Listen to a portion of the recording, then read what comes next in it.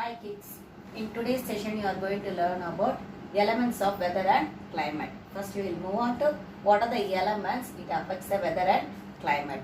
Temperature, rainfall, pressure, humidity and wind. Okay, in this one, in today's session you are going to learn about temperature. You are going to learn about temperature. What is temperature?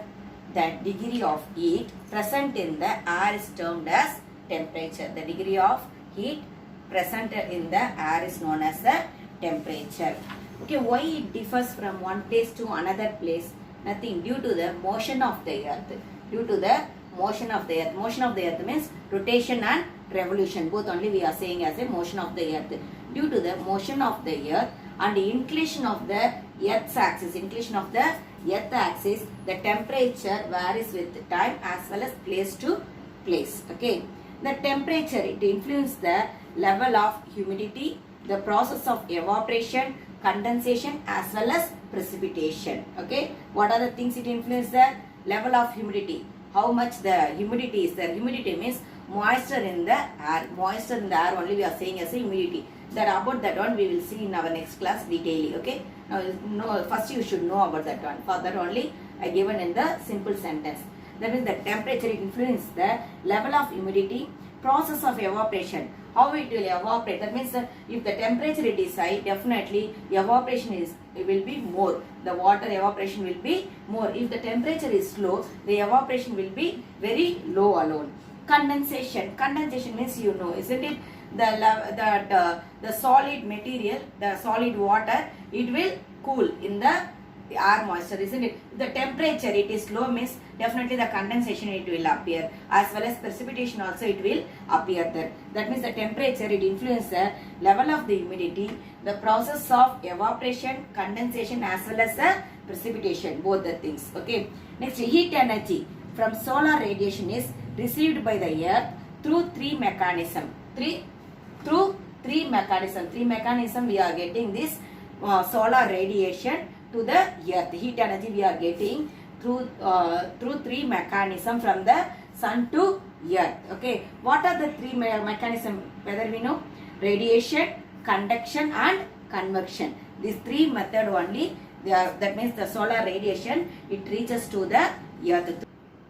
From the earth, when we are moving towards the sky, for each and every 1000 kilometer, the temperature it will decreases at 6.5 degree Celsius. It is called as a lapse of rate. When the temperature, when the height increases, the temperature it will decrease. That is the main thing. Okay, when the temperature increases, when the height increases, the temperature it will decrease. That is called as a lapse of rate. For 1000 kilometer, 6.5 degree Celsius, the temperature it will decrease. For example, I may say about the hill station of Ooty as well as Chennai. When you are comparing both of these things, Chennai it is located in the surface of the earth, isn't it?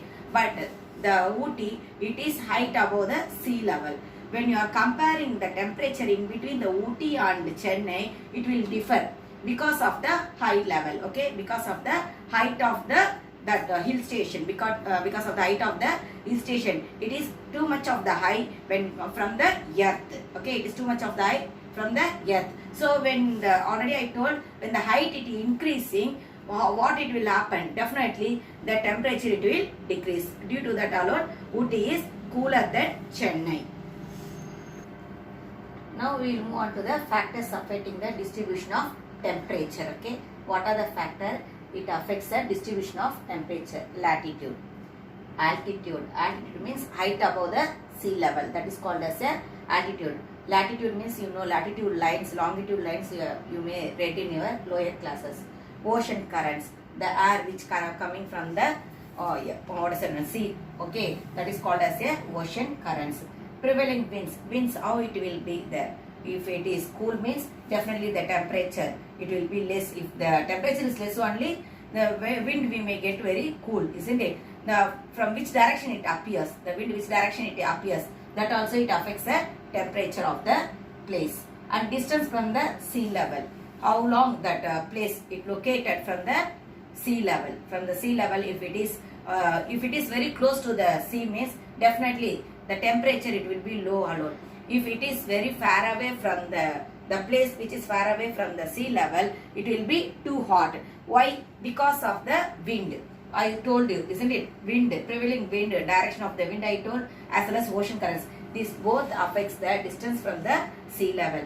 If you are living near to the coastal areas, definitely the air which one, the wind which one comes from the ocean, it will be cool, it will be having the moisture, isn't it? So the temperature you won't feel that much higher. When you are far away from that ocean, that means in the plateau region if you are living, means definitely you will feel very high temperature. Why? When the wind crosses the land, definitely the moisture won't be there in that wind. When it reaches to the plateau, it won't have any moisture. In that wind, you won't have any moisture. So only we are feeling very high temperature. Next, natural vegetation. In the forest, definitely you know about it. If it is the dense forest, means that sunshine, it won't reach to the ground, isn't it? Soil, type of the soil also affect the temperature. Now we will move on to the measuring temperature. The unit of air, that means the temperature of a unit volume of air at a given time is measured in Celsius, Fahrenheit and Kelvin. Okay, actually with the help of thermometer alone we used to measure the temperature. Okay, and now we are moving to the mean temperature. Mean temperature means the average of maximum and minimum temperature within 24 hours. It is called as a mean daily temperature. What they are saying? The average of maximum and minimum temperature within 24 hours. Within 24 hours, within a day. It is called as a mean daily temperature. Here they given about the diurnal range of temperature and also annual range of temperature.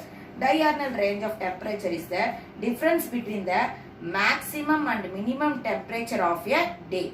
Maximum and minimum temperature of a day. The first one what I said, only within a 24 hours I said, isn't it? But here maximum and minimum temperature of a day within a week. It is called as a diurnal range. Next, annual range of temperature. It is the difference between the highest, that is the maximum and minimum mean monthly temperature of a year. Monthly they will calculate. Okay, in a year they will calculate the maximum and minimum temperature of the place. That is called as the annual range of temperature. Diurnal range of temperature, what I said, day, within a day. That means the maximum and minimum difference between the temperature is called of a day is called as a diurnal range of temperature. Next we will move on to the heat zones of the earth. Now we will move on to the heat zones of the earth. Based on the heat received from the sun, earth is divided into 3 heat zones. They are torrid zone, temperate zone and frigid zone. Okay. First we will move on to the torrid zone. It is a region between the Tropic of Cancer and the Tropic of Capricorn. It is called as the torrid zone, which receives the direct rays of the sun. Which receives the direct rays only it receives, okay, from the sun. Between the Tropic of Cancer to Tropic of Capricorn, we are saying as a torrid zone. Next, temperate zone. This zone lies between the Tropic of Cancer and Arctic Circle in the northern hemisphere and Tropic of Capricorn to Antarctic Circle in the southern hemisphere. This zone gets the slanting rays of the sun and the angle of the sun's rays goes on decreasing towards to the poles. Okay, it will decrease. The sun's rays, they are not getting that much high like a equator line and a Tropic of Capricorn, Tropic of Cancer. In between the place what it receives, like that type of the high level of the sun rays, it is not receiving. Only when compared to them, it is receiving lower level alone, isn't it? Okay, this is called as a south temperate zone. Which one? Between the Tropic of Capricorn and Antarctic Circle, the place which lies, it is called as a south temperate zone, and the place which lies between the Arctic Circle and Tropic of Cancer is known as the north temperate zone. Next, we will move on to the frigid zone. The frigid zone lies between the Arctic Circle and North Pole. Arctic Circle and North Pole, it is called as a frigid zone, as well as the place which lies between the Antarctic Circle and South Pole is called also frigid zone. This one is the South frigid zone, that one is the North frigid zone. Okay. This region also known as the polar region, which receives very low temperature throughout the year. So only these regions are covered by snow. These regions are covered by snow.